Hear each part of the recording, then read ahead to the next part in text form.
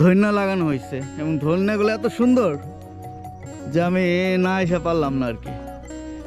খুব সুন্দর, মানে এক্সেলেন্ট লাগতেছে একদম। এই যে ধইন্যা, ও অস্থির,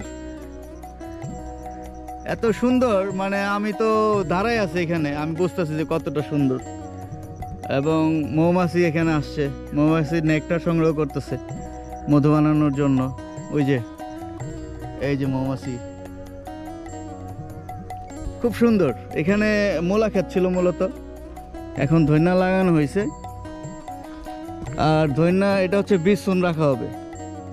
হ্যাঁ, যে ফুলগুলোর থেকে হচ্ছে ধইন্যার বীজ চুন রাখা হবে এবং এটাতে আবার ধইন্যা বোনা হবে আর কি।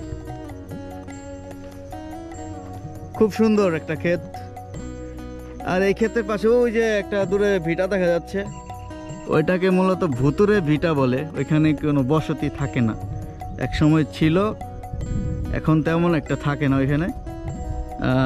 মানে ভূতের খুব ডিস্টার্ব আছে ওইখানে, সেজন্য থাকে না ওইখানে। আমি নিয়ে যাবো আপনাদের। তবে এই যে আপনার এই ধইন্যা ক্ষেতটা সত্যি অসাধারণ দেখতে। ঠিক 1 মাস আগে আসছিলাম, 1 মাস আগে এই জায়গাটার চিত্রপট আমি দেখাচ্ছি এখন। আর এখন এখানে ধইন্যা ক্ষেত, এটা বিছুন ধইন্যা, খুব সুন্দর, মানে যে কেউ আসলে পাগল হয়ে যাবে, সোজা অস্থির।